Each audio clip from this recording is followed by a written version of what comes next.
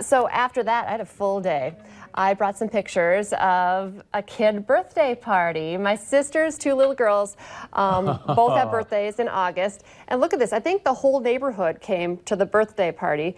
So this was in West Fargo. Mara turned 3, and Tegan there in the turquoise with the blonde braid is 5. I hope I got those ages right. The big, and they are horse obsessed, both of them. But so big pink cake for Tegan. The next picture is of Mara, and she had the chocolate cake, and that's a spoon.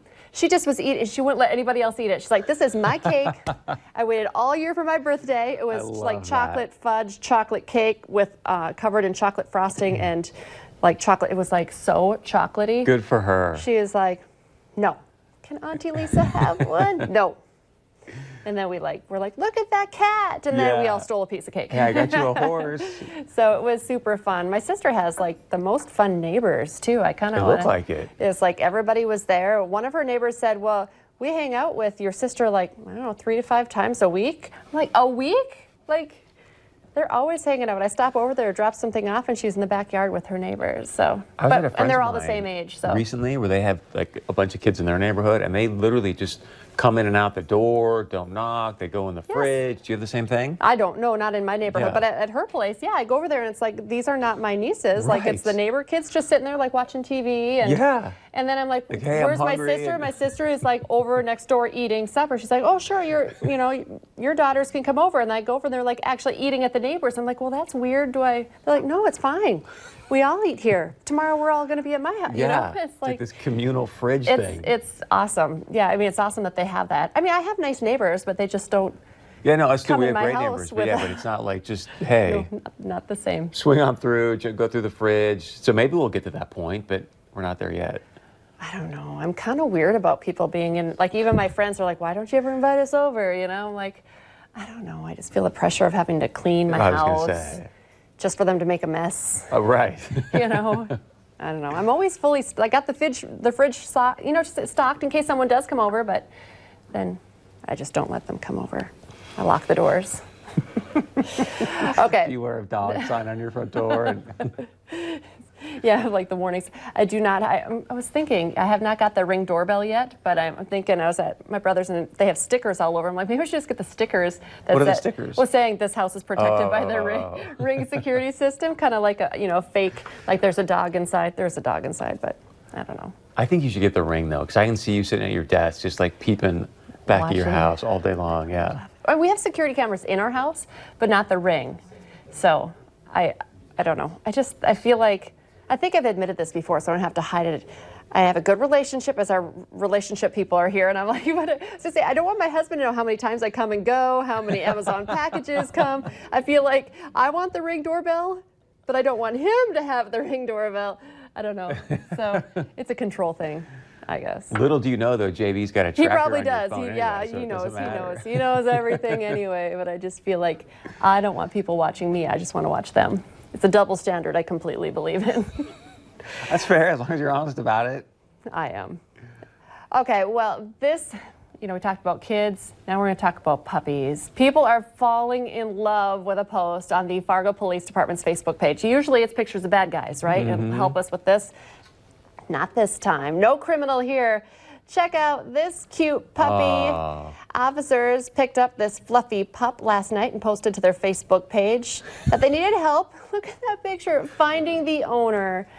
The dog, whose name is Marty McFly, has since been returned home to his owner. Oh, nice. The Fargo Police Department's post says that it was the most fun ride-along ever.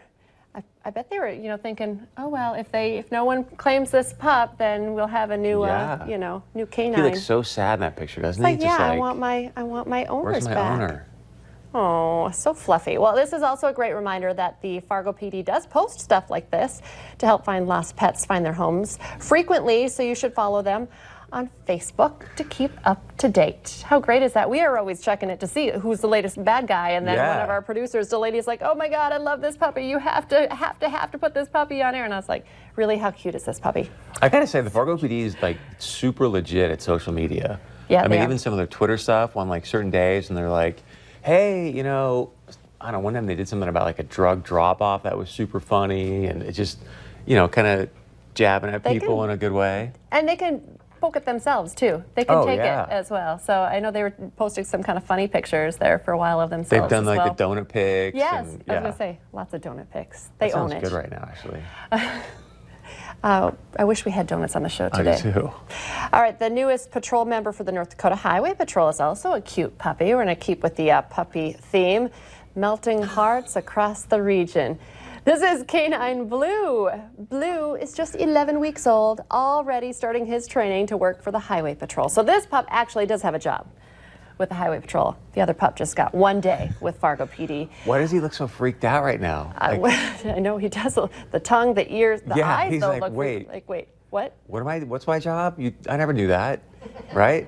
He's going to be working with Trooper Steve Meyer. He's keeping an eye on you. See, he doesn't trust you. Yeah, I mean, I kind of feel bad for him right there, right?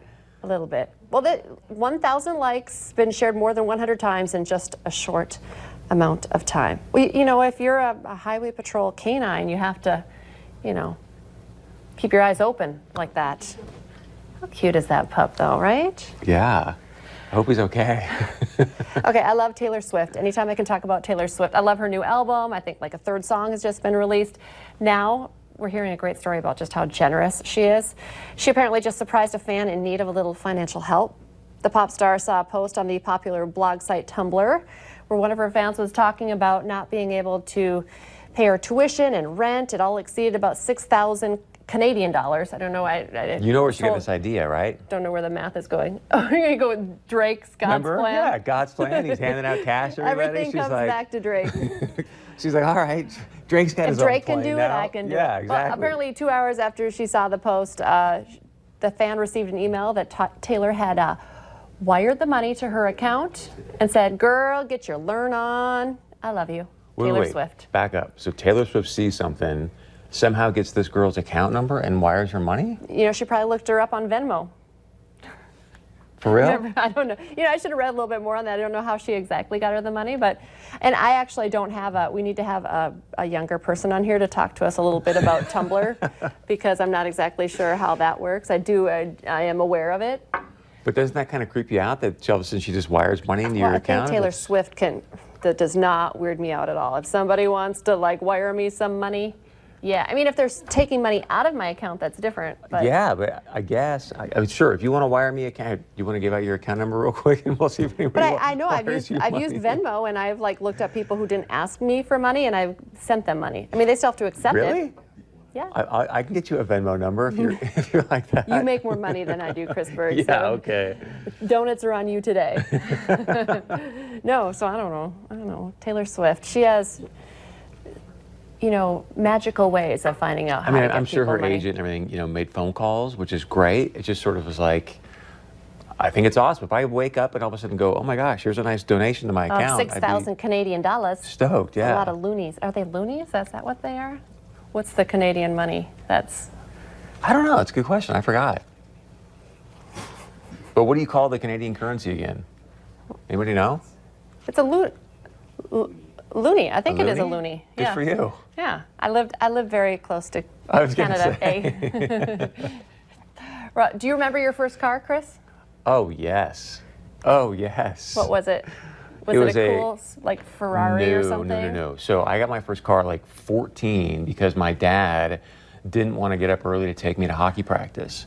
So I got like this just piece of junk, old gold-plated Ford Fiesta. Ford Fiesta. And it was phenomenal. Like me and my buddy were the only guys that had our own rides. So, you know, we thought we were pretty cool at 14, cruising around in our own cars. So you didn't complain because you had your own wheels. Well, I mean, you kind of did because you're like, okay, this thing is just barely getting me around. But when you're 14, you're like, this is phenomenal. Yesterday, I went over to this taco feed. We went over to Pico with the Foss chiropractic. Anyway, some guy sat down and we were talking to his son must have just got his license. And we're like, ooh, what kind of car? He's like, the dad's like, no, he got our hand-me-down van. The kid's like, and we're like, but you could fit lots of friends in there. I was gonna you know, like 6 friends. How awesome would that be? He's probably not that excited. Fiesta, you know, a van. Well, a teen in India did get a pretty nice first ride. According to Yahoo Entertainment, we were reading this and laughing today. I saw this story. He got a BMW for his birthday. You'd think that you'd be thrilled, right? No.